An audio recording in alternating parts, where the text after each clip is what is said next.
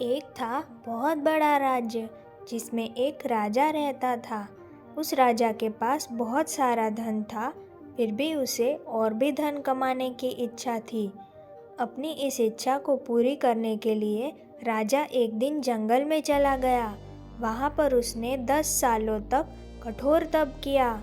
जब भगवान उसे प्रसन्न हुए तो उसने भगवान से वर मांगा कि मैं जिस भी वस्तु को छूऊंगा वो सोने में तब्दील हो जानी चाहिए। भगवान ने उसे ये वर प्रदान कर दिया। अब राजा अपने राज्य वापस लौट आया और उसने सभी वस्तुओं को छूकर उन्हें भी सोने में तब्दील करना शुरू कर दिया।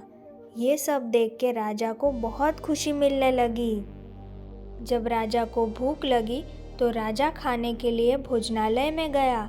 वहाँ पर जैसे ही राजा ने लड्डू उठाया वो लड्डू भी सोने में तब्दील हो गया। तब राजा को पता चला कि अब मैं खाना भी नहीं खा पाऊंगा। भूख और चिंता के मारे राजा जाकर अपने सिंहासन पे बैठ गया।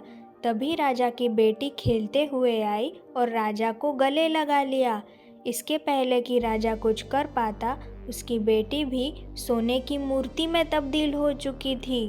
ये सब देखकर राजा फूट फूट कर रोने लगा और भगवान से कहने लगा कि मुझे ये वर नहीं चाहिए, मुझसे गलती हो गई, मुझे माफ़ कर दो।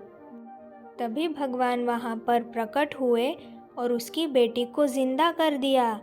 ये करके भगवान ने कहा कि लालच बुद्धि को अंधा कर देता है। सच्चा धन सोना नहीं बल्कि संतोष है। तो बच्चों, अगर आपको ये वीडियो पसंद आई तो इसे लाइक करो और मेरे चैनल को सब्सक्राइब करो।